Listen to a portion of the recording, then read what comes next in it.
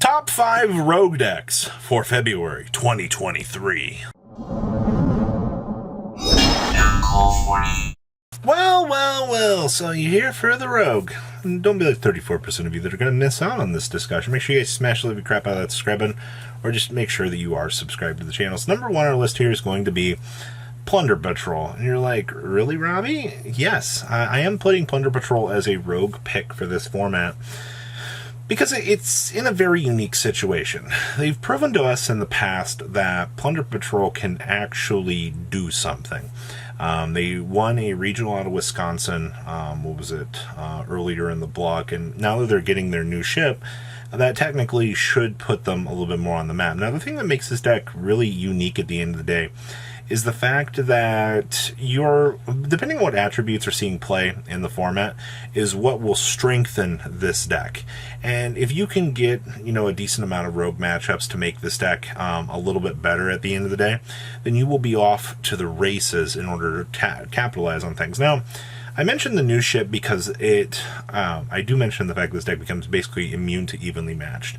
Now, what I mean by that is when you give the token to your opponent, so you go turn 1, you start doing ship things, and then you hand them the token, they can't drop evenly from their hand that turn because they control a card. And a lot of people seem to misskew what I'm saying when I say that, because it really, I can't tell you the amount of times that I've seen Plunder Patrol players lose the game to a randomly evenly matched out of left field. So you have a very good deck that, players don't really know how to handle the matchup for, so you get the surprise element, which is going to be very good. And then to top things off, a lot of your ships are very, very powerful, all right? And then adding one more little piece to the arsenal gives you a little bit more of a chance to have some hope out here for what is to come. So I have high hopes for Plunder Patrol, and I really do say that at the end of the day, because I love that deck a lot. So good stuff. Next up is going to be Spriggans. Now this is an interesting one.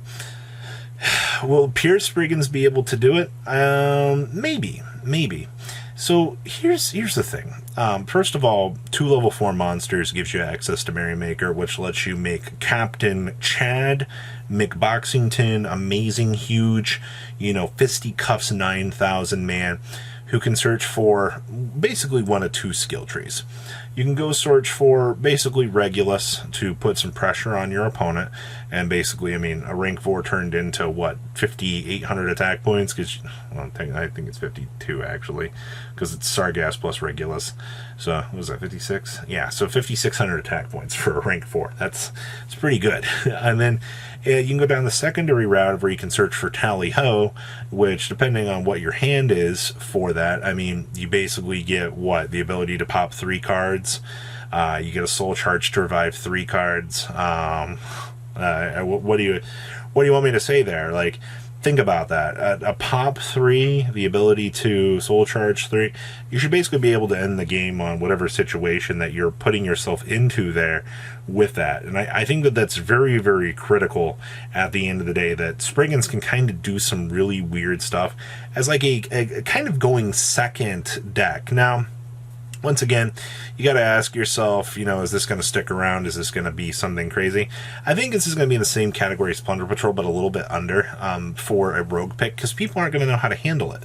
And once again, those rogue elements of surprise are the freest wins that you will see people be able to get. All right, so do with that knowledge what you will. I'm genuinely excited to see what Spriggans can bring to the table, because I really do like the deck. I think that the deck is hilarious, and it's just going to catch a lot of people off guard. So, good stuff. Next up is going to be DESPIA. Now, I fought with myself on this one. I was like, does DESPIA really deserve to be in Rogue, or should it be a top 5 competitor at this point? Now, the only real difference in power between the current DESPIA deck and this before Cyberstorm Access is the fact that Blazing Cartesia gets the Grand Goggonal Dragon.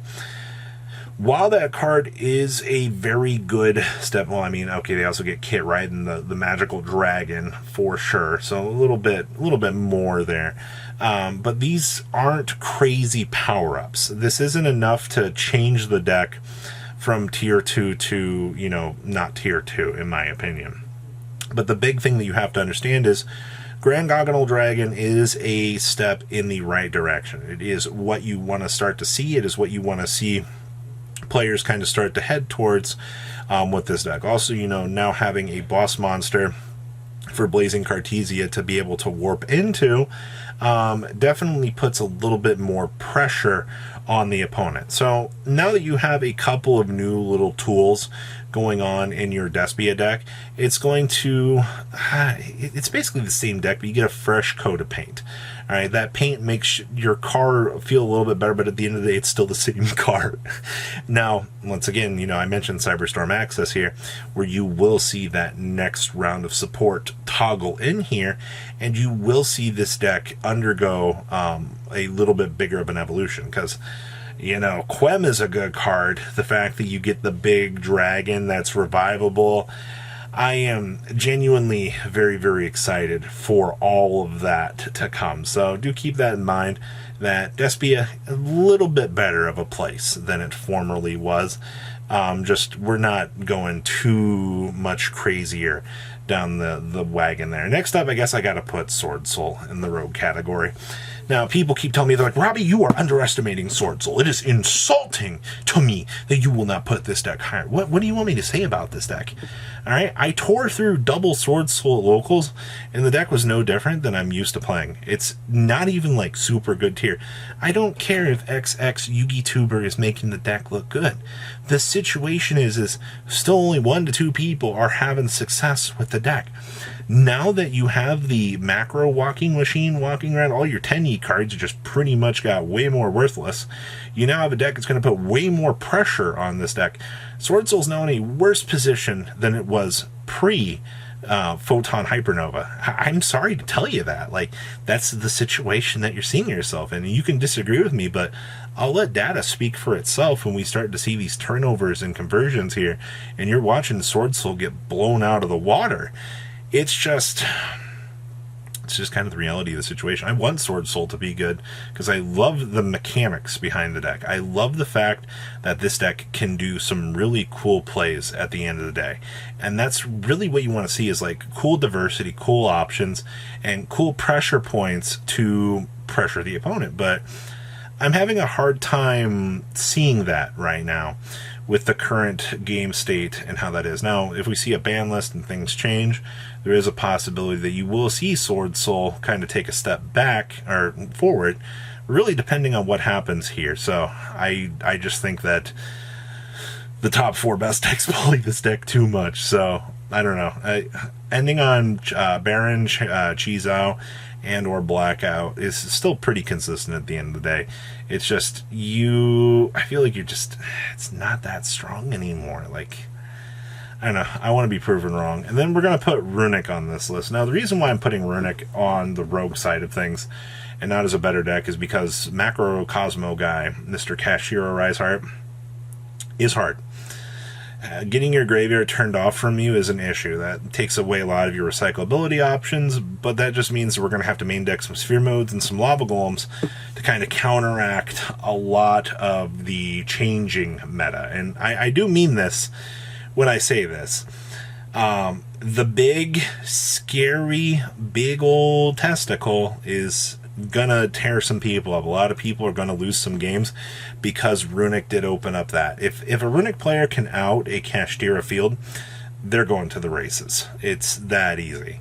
Alright, you're just gonna have to make some metagame choice changes here to, you know, be able to main deck those outs. Alright, and it really stinks that we're gonna have to play cards like that, but the format I'm predicting that we're going into, it's just, that's what you can expect at the end of the day. And I want to see something a little bit different.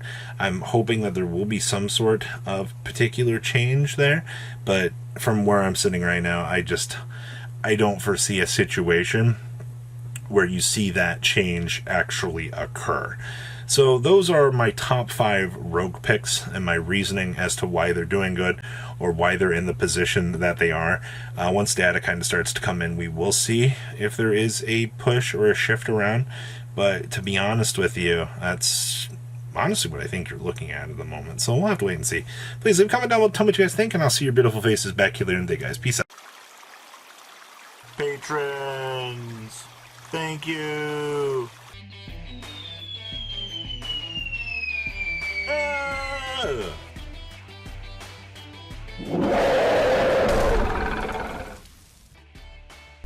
Thank you so much for watching. Check out these other videos.